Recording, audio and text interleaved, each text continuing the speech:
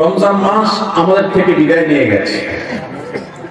রমজান মাস বিদায়ের সাথে সাথে আমাদের সমাজের বহু মানুষ আছে যাদের ইবাদত বন্দেগীও বিদায় হয়ে গেছে।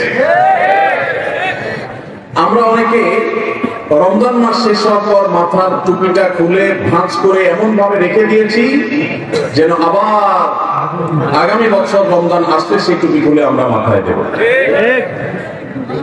আমাদের কি শুধু ইবাদত বন্দেগী রমজানেই করা দরকার, না রমজানের পরেও করতে হবে?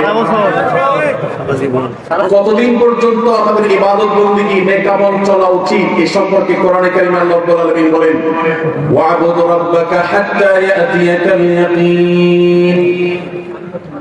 তুমি তোমার রবের ইবাদত করতে থাকো। কতদিন? ঈদুল ফিতরের চাঁদ দেখার আগ পর্যন্ত। কি বলেন? ঈদুল ফিতরের চাঁদ ওঠার আগ পর্যন্ত ইবাদত করো, এরকম কিছু? আল্লাহ বলেছেন, ওয়া'বুদ রাব্বাকা হাত্তা ইয়াতিয়াকাল ইয়াকিন।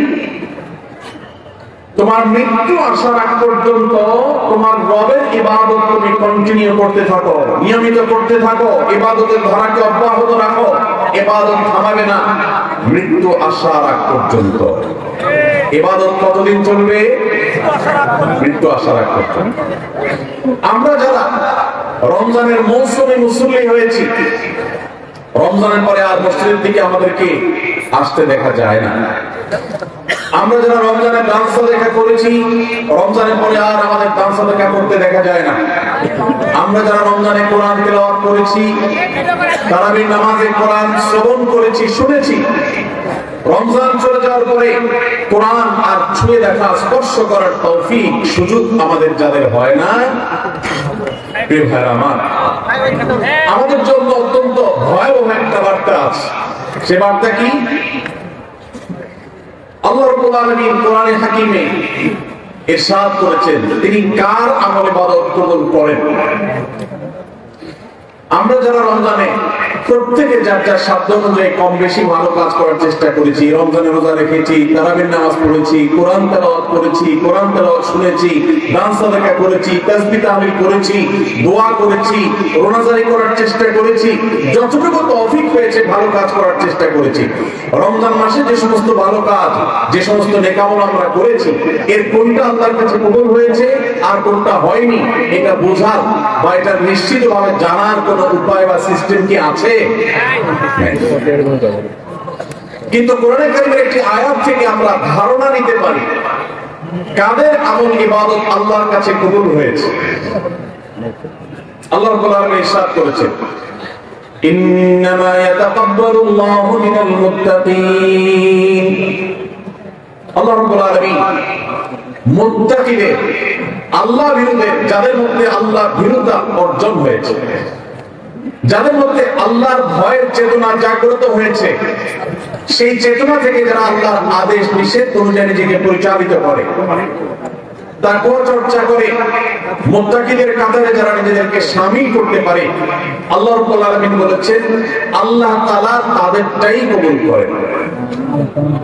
অতএব যদি রমজানের পরেও আপনার মসজিদের আনাগোনা, মসজিদের আসা যাওয়া বলবৎ থাকে, অব্যাহত থাকে, রমজানের পরেও যদি আপনার কোরআন খুলে তেলাওয়াত করার সুযোগ সৌভাগ্য অর্জন হয়, রমজানের পরেও যদি আপনার মাঝে মধ্যে হলেও আল্লাহর কাছে দুহাত তুলে দোয়া করবার তৌফিক হয়, সুযোগ হয়, সামর্থ্য হয়, রমজানে অনেক বেশি দান সাদাকা করেছেন, রমজানের পরে এত বেশি পারেন না, অল্প হলেও দান সাদাকা করার চেষ্টা করেন, তাহলে আপনি আল্লাহর কাছে নিজেকে সেই সৌভাগ্যবান মানুষদের কাতারে শামিল বলে সুধারণা করতে পারেন যাদের রমজানের আমল ইবাদত আল্লাহ তাআলা কবুল করেছেন। আলহামদুলিল্লাহ। প্রিয় ভাইরা, আমাদের আমল ইবাদত কবুল হয়েছে কিনা এটা বোঝার সবচেয়ে বড় মাধ্যম হলো এটি, রমজানের পরেও যদি আমি রমজানের আমল ইবাদতের ধারাকে ধরে রাখতে পারি, অব্যাহত রাখতে পারি, সে আমলগুলো পরিমাণে ভলিউমে সেরকম করতে না পারলেও অল্প অল্প করে হলেও যদি রমজানের পরে সেগুলোকে আমরা ধরে রাখতে পারি, এখনো মসজিদে যাওয়া আসা থাকে, কোরআনের সাথে সম্পর্ক থাকে, অন্যান্য নেক আমলগুলো যদি অল্প অল্প করেও করতে পারি, তাহলে এর মানে হলো এটা আলামত আল্লাহ তাআলা আমার রমজানের ইবাদত কবুল করেছেন, আমাকে মুত্তাকিদের কাতারে শামিল করেছেন। রমজানের পরে এখন গুনাহ করতে গিয়ে বুকটা কাঁপে। আল্লাহ দেখেন, যে আল্লাহর ভয়ে রমজানে হারাম থেকে বেঁচে থাকার চেষ্টা করেছি, সে আল্লাহর ভয় এখনো বেঁচে থাকার চেষ্টা করি। হয়তো ততটা পারি না, কিন্তু চেষ্টাটা করি। এইটুকু যদি করতে পারি, তাহলে এটা একটা আলামত, এটা একটা ইন্ডিকেটর যে আল্লাহ তাআলা আমাদের রমজানের আমল ইবাদত কবুল করেছেন। আল্লাহ আমাদের সবাইকে সেরকম সৌভাগ্যবান মানুষের কাতারে শামিল হওয়ার তৌফিক দান করুন।